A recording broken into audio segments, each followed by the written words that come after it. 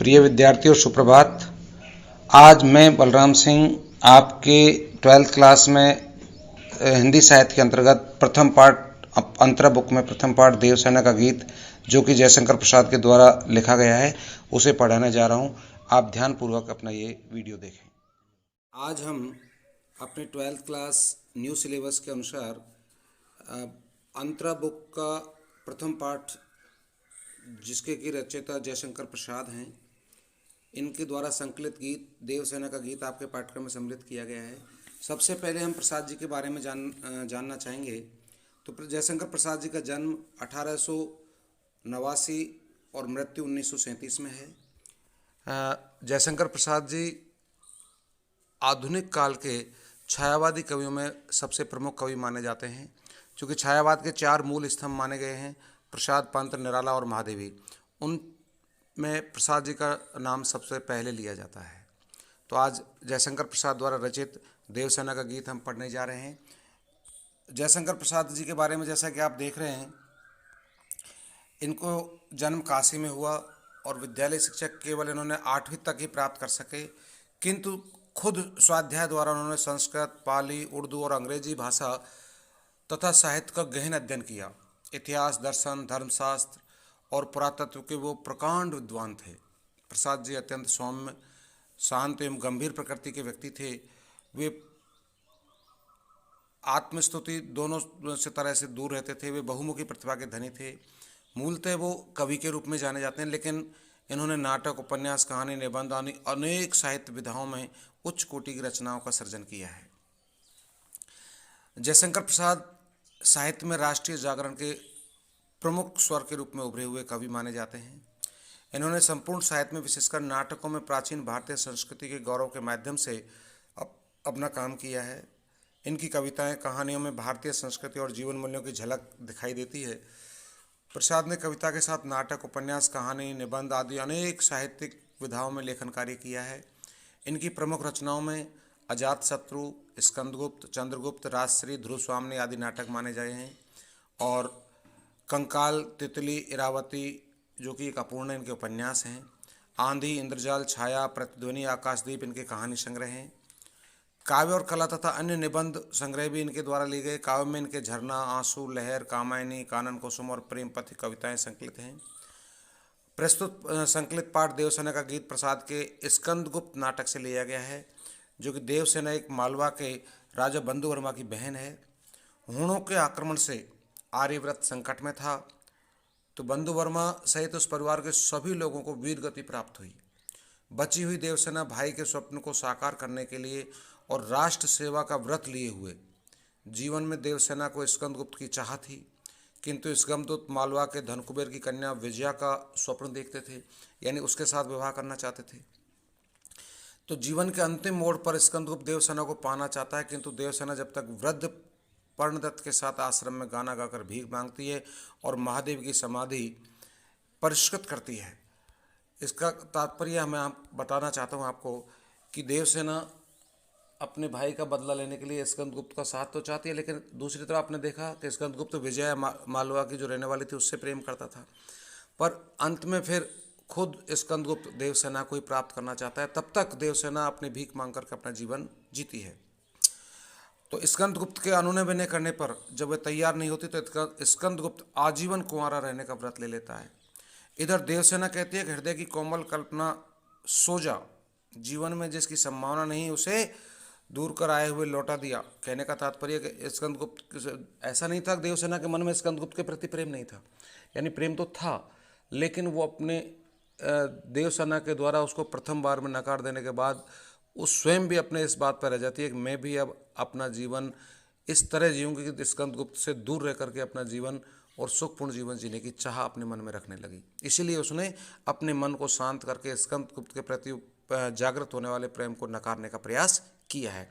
इन सभी बातों को ही इस पाठ में संकलित किया गया है।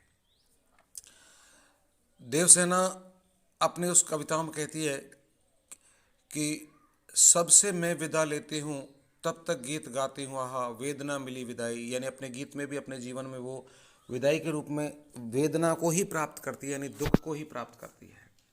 तो इस तरह ये देवसेना का गीत कविता में देवसेना अपने जीवन पर दृष्टिपात करते हुए अपने अनुभवों में अर्जित वेदना में क्षणों को याद कर रही है। कविता के इस मोड़ पर अर्थात जीवन संध्या की बेला में वह अपने यौवन के क्रियाकलापों को याद कर रही है। वह अपने यौवन के क्रियाकलापों को भ्रमवश किए गए कर्मों की श्रेणी में रख रही है और उस समय की नई नादानियों के पश्चाताप स्वरूप अपनी आंखों में से आंसू की अजस्र धारा बहती जा रही है। यानी वो रोने लग जाती है, हमेशा उसकी आंखों में आंसू की धारा प्रवाहित होती है। अपने आसपास उसे सबकी प्यारी निगाहें भी दिखाई पड़ती हैं और वह स्वयं को इससे बचने की कोशिश करती है। फिर भी जो उसके जीवन की पूंजी है, सारी कमाई है, वह उसे बचा नहीं सकती। यही विडंबना है, यही वेदना है। यानी प्रलय स्वयं देवसेना के जीवन रथ पर सवार है। वह अपनी द्रुतमान दुर्बलताओं और हारने की निश्चितता के बावजूद प्रलय से लोहा लेती रही है। यानी गीत के शिल्प में रची गई यह कविता वेदना के क्षणों में मनुष्य और प्रकृति के संबंधों को भी व्यक्त करती है। कहने का तात्पर्य है कि अपनी इस कविता के अंतर्गत देवसेना अपने जीवन के उन सबसे कष्टमय पूर्ण समय को व्यतीत करती है और अंत में वो इस गीत के माध्यम से अपनी वेदना के स्वरूप को बताना चाहती है। देखिए आप देवसेना का ये गीत कि आह वेदना मिली विदाई, मैंने भ्रमवश जीवन संचित मधुकरियों की भीख लुटाई। कहने का तात्पर्य यहाँ देवसेना ये कहती है कि आह वेदना मिली विदाई, यानी मुझे मेरे जीवन में वेदना को ही मैंने प्राप्त किया है। मैंने भ्रमवश जीवन संचित मधुकरियों की भीख लुटाई, यानी यहाँ पर देवसेना ये कहना चाहते हैं कि मैंने अपने जीवन को भ्रमवश में रहकर, यानी भ्रम में रह सके, यानी कि सांसारिकता में जीवन को माना मैंने अपना जीवन कि वास्तव में कारण ये था कि वो स्कंदगुप्त से प्रेम करती थी। वो चाहती थी कि मैं स्कंदगुप्त को प्राप्त कर पाऊंगी, लेकिन कहाँ स्कंदगुप्त को छोड़ करके मालवा की राजकुमारी से स्नेह करने लगा था, तो वहाँ देवसेना का कोई स्थान ही नहीं था। तो वो ये सोचती है, इस सारी चीज़ को उन्होंने एक भ्रम, अपने जीवन का एक भ्रम ही माना है। क्योंकि जहाँ एक तरफ स्कंदगुप्त देवसेना को स्नेह करता ही नहीं, प्रेम करता ही नहीं, देवसेना उस पर अपने आप को समर्पित कर चुकी होती है। तो यहाँ पर देवसेना ये बताना चाहती है कि मैंने जो अपना जीवन सब कुछ स्कंदगुप्त के लिए समर्पित किया था, वो मेरा एक भ्रम था। वो वास्तविक भ्रम मेरा आज टूट चुका है। मधुकरियों की भीख लुटाई, मैंने तो वैसे ही भिखारियों की तरह, भीख मांगने की तरह अपने जीवन को बर्बाद कर दिया, यानी भीख मांग मांग करके अपने जीवन में प्राप्त कर दिया, जबकि मैं स्कंदगुप्त को प्राप्त नहीं कर पाई। छल छल थे संध्या के श्रम कण, आंसू से गिरते थे प्रतिक्षण, मेरी यात्रा कर लेती थी नीरवता अनंत अंगड़ाई। आगे देवसेना इसी अपने उस वेदना स्वरूप गीत में बताना चाहती है यहाँ पर कि छल छल थे संध्या के श्रम कण, दिन भर मैंने मेहनत करने के बाद में जो श्रम, यानी मेहनत के कण रूपी पसीने जो मेरे जीवन में आते थे, वो छल चला रहे थे। अर्थात वो पसीने क्या थे? उसके जीवन की यादों के आंसू। आंसू से गिरते थे प्रतिक्षण, मेरी यात्रा पर लेती थी नीरवता अनंत अंगड़ाई। अर्थात कहने का तात्पर्य, मैं जीवन दिन भर अपने प्रयास के मेहनत से जो भी कुछ करती थी, उसका लास्ट अंतिम स्वरूप मेरे केवल और केवल वेदना ही मुझे प्राप्त हुई। यानी नीरवता का तात्पर्य है यहाँ पर शून्यपन, बिल्कुल एक निर्वात टाइप, यानी कि जीवन में उसके हमेशा कहीं ना कहीं वेदना ही उसे प्राप्त हुई, दुख ही उसे प्राप्त हुआ, कहीं भी जीवन में कोई सुख और शांति का पल उसे प्राप्त नहीं हुआ। श्रमित स्वप्न की मधुमाया में, गहन विपिन की तरुछाया में, पथिक उन्नीदी श्रुति में किसने यह विहाग की तान उठाई, लगी से तृष्ण दीठ थी सबको, रही बचाए फिरती कब की मेरी आशा, आहा बावली तूने खोदी सकल कमाई। देखिए किस तरह से देवसेना अपने वेदना को बताना चाहती है कि श्रमित स्वप्न की मधुमाया में, श्रमित माने मेहनत के, श्रम बोलते मेहनत, और श्रमित माने मेहनती, स्वप्न की मधुमाया में, यानी कि चारों तरफ जो मैं मेहनत करके जो अपने सुख की स्मृतियों को प्राप्त करना चाहती थी, और गहन विपिन की तरुछाया में, बहुत गहरे जीवन के जो रूपी इस जंगल के उस पेड़ वृक्षों की छायाओं में, पथिक उन्नूदी श्रुति में किसने, यानी उस राहगीर की बात, यानी मैं अपने जीवन के एक बहुत बड़े गहरे जंगल में घूमती हुई, यानी कि कहने का तात्पर्य कि मैं स्कंदगुप्त को प्राप्त करने के लिए मैंने क्या क्या ख्वाब, क्या क्या चीज़ मैंने नहीं देखी, एक बहुत गहरे जंगल के समान अपने जीवन की रूपरेखा को बनाते हुए मैं स्कंदगुप्त को प्राप्त करना चाहती थी, लेकिन आज वो सब तार तार होते हुए नजर मुझे आ रहे हैं। कि यह विहाग की तान उठाई, लगी सतदीठ थी सबकी, कि वह विहाग होता है एक गीत जो रात्रि के समय पर अपने वियोग की स्थिति में गाया जाता है। एक या दुख यानी वेदना या वियोग की स्थिति में गाए जाने वाले उस गीत को विहाग के नाम से जाना जाता है। तो वो उसी तरह से उसके जीवन में भी ये विहाग की तान, यानी कि मेरे विरह वेदना दुख की स्थान को किसने उठाया, यानी किसकी ये आवाज़ आई मेरे कानों में, इस बात को बताती हुई महसूस करती है कि मेरा भी जीवन में पूरे एक अच्छे सुख के साथ जीना चाहती थी, लेकिन मेरे जीवन में स्कंदगुप्त के प्रति स्नेह की जो ये वेदना या विहाग की तान मेरे जो मन में उठ के प्रेम के रूप में जो जागृत हुई, वो कहाँ से आई कि ये विहाग की तान उठाई लगी से तृष्ण दीठ थी सबको, ये आज मुझे दिखाई देने लगी है। रही बचाए फिरती कब की मेरी आशा, आहा बावली तूने खोदी सकल कमाई। अंत में वो स्वयं कोई दोष, अपने आप को दोषारोपण करती है कि रही बचाई फिरती सब कब की, कि मैंने कब से अपने इस यौवन रूपी स्वर्ग को बचाती रही, कब से मैं अपने मन को शांत रखती रही, लेकिन फिर भी मेरा मन आज शांत ना रह करके पुनः उसके अंदर वही वेदना की, वही मिलने की चाह, इस गंतव्य को प्राप्त करने की इच्छाएं आज जागृत होती जा रही हैं। आहा मेरी आशा, आहा बावली। अब तक मैंने जो स्कंदगुप्त के प्रति जो आशा रखी थी वो तो पागलपन था, मेरा बावलापन था। क्यों मैंने ऐसे मेरे मन में ऐसे विचार रखे। तूने खोदी सकल कमाई, हे मेरी आशा, तू जिसके प्रति जागृत रही थी, तूने तो तेरी जीवन की सकल कमाई, जिसके प्रति तू समर्पित थी, जिसे तू प्राप्त करना चाहती थी, आज वो तेरी सारी कमाई नष्ट हो गई। चूंकि स्कंदगुप्त उससे प्रेम करता ही नहीं था, वो तो मालवा की राजकन्या के प्रति समर्पित था। फिर इसके मन में स्कंदगुप्त के प्रति स्नेह क्यों आया, यानी कि इसकी उम्मीदें जो स्कंदगुप्त के प्रति मौजूद थी वो सब निरर्थक यानी बेकार चली गई, उनका कोई परिणाम मुझे प्राप्त नहीं हुआ।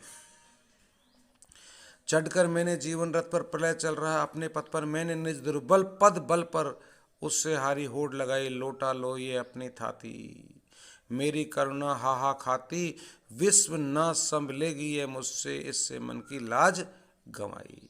देखिए किस तरह से लास्ट पंक्तियों में यहाँ देवसेना कहती है कि चढ़कर मेरे जीवन रथ पर, प्रलय चल रहा अपने पथ पर, कि एक तरफ चढ़कर मेरे जीवन रूपी रथ के ऊपर चढ़ कर के प्रलय चल रहा अपने पथ पर, प्रलय अपने पथ पर चल रहा था, यानी कि मेरे जीवन में केवल कष्ट ही कष्ट मुझे प्राप्त हो रहे थे, कहीं कोई सुख और आनंद की अनुभूति मुझे नहीं मिल रही थी, लेकिन फिर भी मैं अपने उस जीवन रूपी रथ पर चढ़ करके अपने जीवन को जी रही थी। मैंने निज दुर्बल पद बल पर उससे हारी होड़ लगाई, लौटा लो ये अपनी थाती। अंत में वो कहती है कि मैंने निज दुर्बल पद बल पर, कि मैंने अपने कोमल पैरों के बल पर, अपनी कोमल भावनाओं के बल पर, अपने इस स्कंदगुप्त के प्रति स्नेह के जीवन को बढ़ाने की कोशिश की, लेकिन वो सब बेकार गया। अब मैं इस बात को बताना चाहती हूँ, यानी कि यहाँ पर देवसेना यह कहना चाहती है कि उससे हारी होड़ लगाई, कि मैंने तो अपने जीवन को जीने के लिए उससे जो होड़, जो प्रतियोगिता जो की, यानी मैंने जीवन जीने की चाह अपने मन में रखी और जो प्राप्त करना चाहा वो सब मुझे नहीं मिल पाया। तो मैंने जो ये होड़ लगाई थी कि मैं स्कंदगुप्त को प्राप्त कर लूँगी या मैं अपने जीवन को सुख और आनंद के साथ जी लूँगी, ये मेरी होड़, ये मेरी प्रतियोगिता या मेरा प्रतिस्पर्धा जो थी वो सब व्यर्थ थक गई, व्यर्थ में ही हारी होड़ लगाई, यानी मैंने बेकार में होड़ लगाई, क्योंकि मैं जो कुछ करना चाह रही थी वो तो मुझे प्राप्त हुआ ही नहीं, तो मेरा उससे प्रतिस्पर्धा करने का तात्पर्य ही कहाँ था। लौटा लो ये अपनी थाती। अंत में कह देते हैं मुझे अपने जीवन को जो मैंने प्राप्त किया है उसे, हे प्रभु, यानी कि अब मुझे ये नहीं चाहिए, मुझे आपकी थाती, आपके द्वारा गया ये शरीर ये लौटा लो, मुझे ये सब कुछ नहीं चाहिए, क्योंकि मेरे द्वारा जो ये किया गया प्रयास था ये सब व्यर्थ गया, यानी कि मैंने जो कुछ प्रतिस्पर्धा अपने जीवन को जीने के लिए मन में जागृत की थी वो सब बेकार चली गई। मेरी करुणा हाहा खाती, विश्व न संभलेगी ये मुझसे, इससे मन की लाज गंवाई। अंत में वो पंक्ति में कहती है कि मेरी करुणा, यानी मेरी जो दया, मेरी स्नेह भावना, मेरा प्रेम जो कुछ था वो सब हाहा खाती, अर्थात निरर्थक गया, वो सब केवल विलाप करती ही रह गई।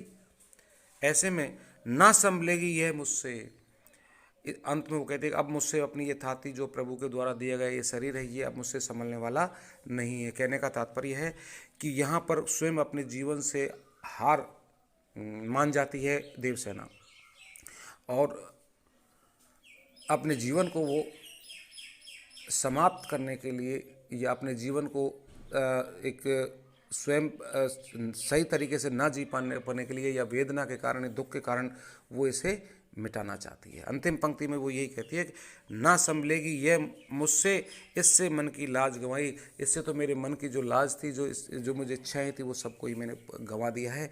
इस तरह से वो अपने जीवन को समाप्त करने की भावना अंत में व्यक्त करती है, क्योंकि ऐसे जीवन की अपेक्षा तो मैं अपने जीवन को समाप्त कर लूँ वही मेरे लिए ठीक रहेगा। इस तरह की भावनाएं अपने मन में वो अंत में अंतिम पंक्तियों में वो बताना चाहती है। तो इस तरह से आपने ये देखा, ये देवसेना का गीत जो आपने अभी देखा जाए। तो इस तरह से ये आपका पाठ समाप्त होता है।